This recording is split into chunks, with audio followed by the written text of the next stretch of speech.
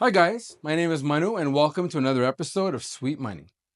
Today we're going to talk about the 5 steps you should take in the event that you win the lottery or you unexpectedly come across stupid amounts of money. Did you know an overwhelming majority of people who win the lottery within a few years end up in worse financial condition than the day of that they had won or received that large check? Knowing what I know, I always ask my mom, who buys a lottery ticket every Wednesday and every Saturday.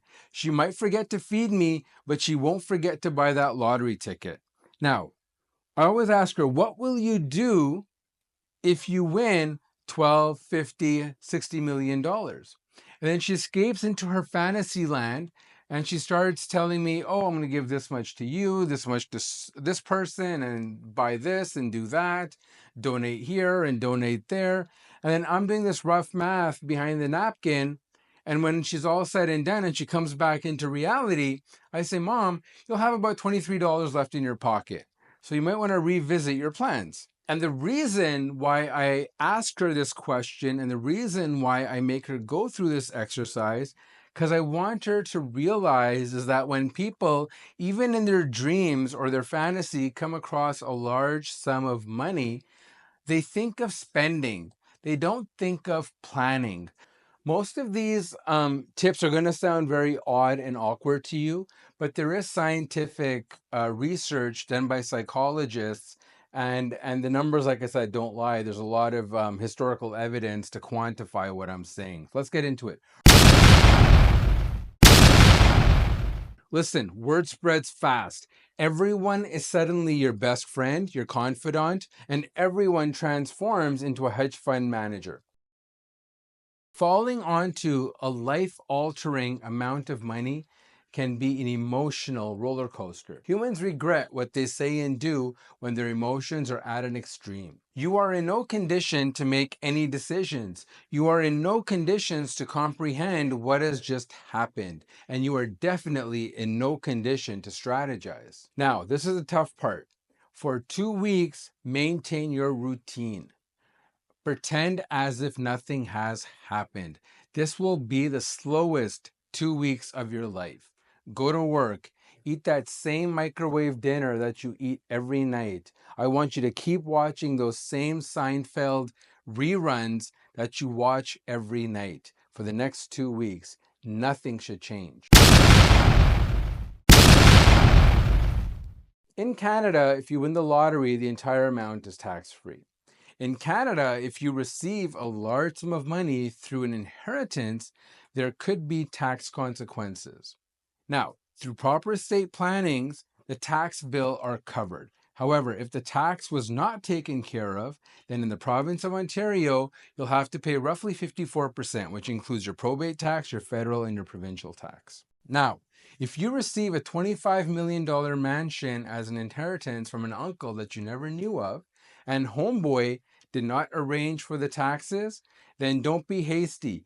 You might want to just hold off before you pack your bags. Now, sit with an accountant and strategize your cash flow. Even an insane amount like $100 million can be pissed away in a relatively short amount of time if you don't strategize and you misappropriate your cash. Never touch your principal. Be a wolf and think, how do I grow my principal? How do I live off of passive income? How do I invest my cash so that my future generations will also benefit? Just like my mom, I hear people say all the time when I ask them, what would you do if you won X amount of money? And they say all these nicey things like, I want to donate, I want to give money to my family, I want to buy this, I want to travel, I want this nice house, and do all these wonderful things, okay? However, what you need to do is stop pretending that you have suddenly mutated into a saint. Look, to all my Robin Hoods out there, listen up. Your money will dry up fast, and these individuals will disappear like Casper as soon as the gravy train stops. All these handouts, especially to friends and family, will never be appreciated. For example, if you win $50 million and you give $1 million to each of your siblings, they're going to think you're cheap. Instead of appreciating it, they're going to say, oh, only $1 million and the guy won $50 million. So it doesn't matter what you do, what you say, it will be impossible for you to please everyone. So don't even try. Listen, truth of the matter is relationships will change. Some people will pretend to be your best friend. Some people will distance themselves from you because they might feel as if you have changed. And maybe it's their insecurity that makes them feel this way. And you know what? Maybe they're right. Maybe you have changed. So you're probably wondering, okay, Manu, what do I do? I'm stuck between a rock and a hard place. How do I win in this situation? So like I said earlier, do not pretend to be Robin Hood because you will regret the decision. What you need to do is directly help those who need it. And what you have to do is set conditions. And what that means is make them achieve certain targets so that they are worthy of your assistance. I'll give you a quick example. If you have a nephew or a niece who wants to go to university and needs a bit of financial assistance, don't just pay off their tuition. That's silly. What you have to do is say, you know what? Go get a job, and whatever you save up and whatever you contribute towards your education, I will match that. Now you know this person is incentivized to save and work hard so that they can maximize the amount of money they will get from you. And that's the type of behavior you want to foster.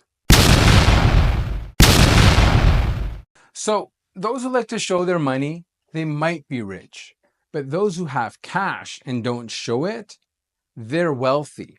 If you're walking down a street or at a networking event, no one there should be able to tell that you're mortgage free, you got $20 million in the bank, and you're a part owner of 4 companies. And remember, it all starts with a simple conversation.